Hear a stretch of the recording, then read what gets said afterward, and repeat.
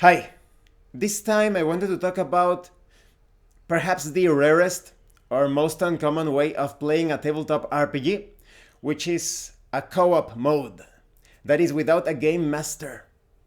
This is not the case. That is when it comes to the traditional or expected way of running a session, this is quite rare. Perhaps some of my viewers are thinking, well, I run co-op games all the time without a game master. I think that's the exception, but let me know in the comments section if you do that. There are some difficulties when it comes to running the game as a co-op way without a game master, as a GM-less experience, because it can potentially be a clumsier way of running a solo session, a solo style. When it comes to running a solo RPG, you can roleplay as long as you are describing your actions. I have given tips about this. Please check out the video in the description. But you are always engaged. That is, even as a solo player, as a single person, you are either playing as the player characters, or you are participating as the game master, or as a game master that is creating the session on the fly, improvising everything. So even if you take some time, you are always engaged. There is no dead time for other participants. You're kind of like, oh, I make the roll. Okay, I obtain the result of this word and this other word and this other word. I interpret it as you are walking through the swamp, blah, blah, blah, blah, blah, or you are moving through the corridors of the mansion. You're always engaged. But when it comes to a co-op GMless experience, there is this risk all the time of immersion being shattered. I have only played this mode 2 or 3 times in my life. And I think they were quite the clumsy experiences. So now, as I go through what I would consider the errors of playing that mode, I want to share my thoughts on that.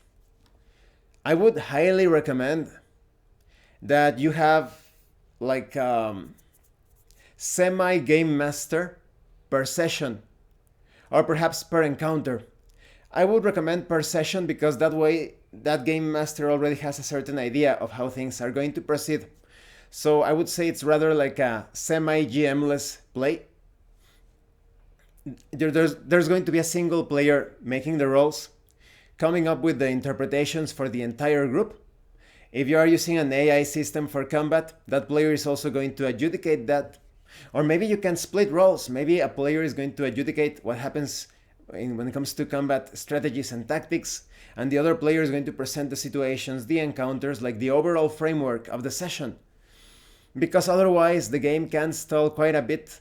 There can be some laggy moments where you make the rolls and you're going to be like, how do you interpret this? It could be that we could handle it like that. We could also handle it this other way. Right, but if we consider this other thing, so it's like a very clumsy way where the players are playing the part of the mental process of a game master, but in a very slow way, not at the speed of thought, at the speed of speech, and trying to communicate that to the other players, your ideas, your interpretations to the other players. So it's a very clumsy way. I would highly recommend that if you are playing a GM-less style RPG, using Mythic or any other emulator, Oracle, that you have a single player for the session, or perhaps, like I said, alternating per encounter. The dangers of having a semi-GM for each encounter is that the story can turn up into a very hectic Frankenstein monster with no logic to it, because everyone is pushing his or her style into every part of the session. If you have a single player adjudicating or interpreting, presenting his interpretations of the game world, the session is going to feel more coherent. There's going to be a certain logic to things. The next session, someone else could be the semi-game master. I think that's a much better way of handling things. When it comes to semi-competitive experiences, I think you should handle things randomly. You should determine the semi-game master in a random way.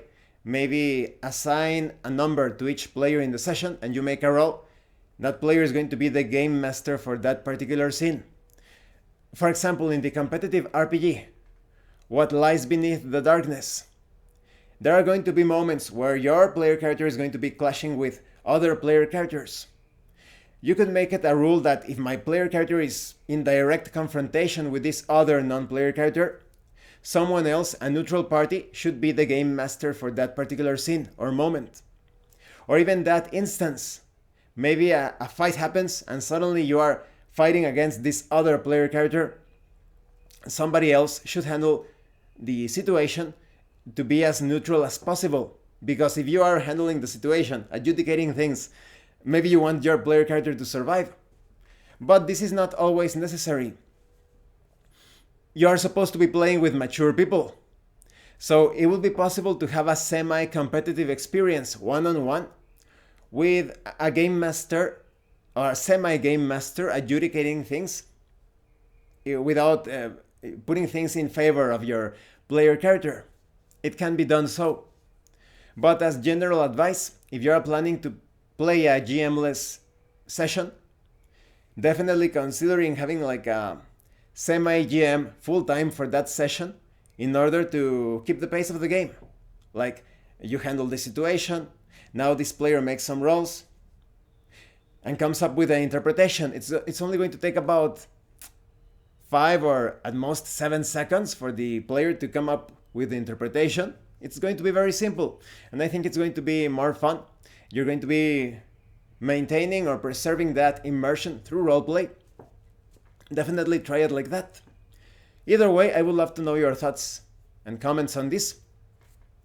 Once again, thank you for watching my videos, and thank you for your likes and your comments. If you have any questions or comments, please let me know. And thank you so much to those of you that are going the extra mile to support the channel.